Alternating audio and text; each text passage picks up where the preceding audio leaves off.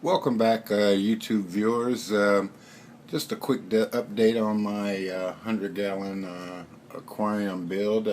As you can see, I've mounted the ballast for the metal halide lamps. Also, I found an interesting item at the at Lowe's recently. It's an electronic timer. It's about 17 bucks. It already has the three-prong outlets for the lights. You can program it 8 different ways. And as I said, it's 16 bucks and it seems to be working perfectly. Each outlet can be timed at a specific time, or it can be left all the way on. But for the price, it was a great deal. The other thing I purchased were the 2 Eheim Classic filters. I got these on Amazon. The price was great. They were $57 each, and they're actually brand new. It's what Amazon calls their open box, so I was really happy to save a little bit of money for those. I'm going to use them both on the tank.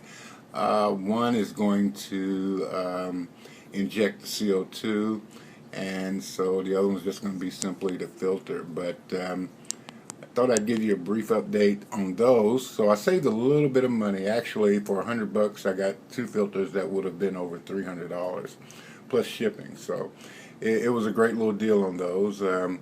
I'll check back and see if they, and periodically you should as well. If you go to Amazon.com, and they'll list them as prices starting at such and such, or as low as. And actually, if you buy them from the Amazon warehouse, they're actually brand new. They're just returned, so there was nothing wrong with them. As a matter of fact, when I checked them, they hadn't even been the filter media, or none of that had been opened, or the filter itself had not even been unpackaged in either one. So it was a great little deal on those. The other thing is, I found a piece of driftwood in the local river here, and I've been sanding it, and I think it's going to work out perfectly. It absolutely is the perfect size for the tank. I was all prepared to spend 60 bucks on a piece of manzito wood, and so I decided that I'd walk by the river first and found this interesting piece of driftwood. The other thing is, the gentleman that's building the canopy for, or the stand for my tank, has started building the canopy. So as you can see, it's about 2 feet above the tank. And interesting thing about the height of the light itself was that I emailed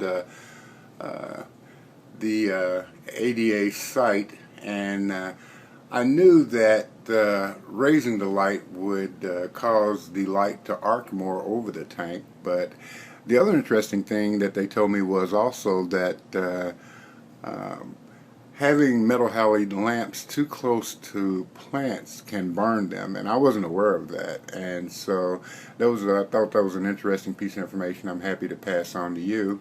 And of course, I have a Eheim 300-watt heater. I'm not sure that's going to be the location, but that's where I placed it for now. But just wanted to give you a brief update. There's a big problem with ADA soil at the present time, so I may have to go to another substrate. That's really the only thing preventing me from setting up the tank. Pretty much the shell of the stand is built. The finish work can be done rather quickly, but I'm more concerned about the ADA soil. There's none to be had. So really, that is the holdup on this tank, in addition to a couple other things. For example, I wanted to get a drop checker to make sure that the level of CO2 stays consistent in the tank.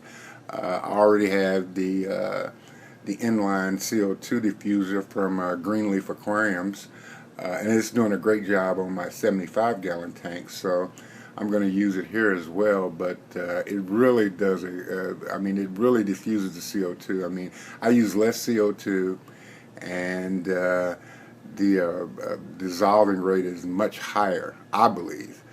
My plants weren't pearling before, but they are now in the 75-gallon tank, and I think that definitely is a result of me adding that inline diffuser.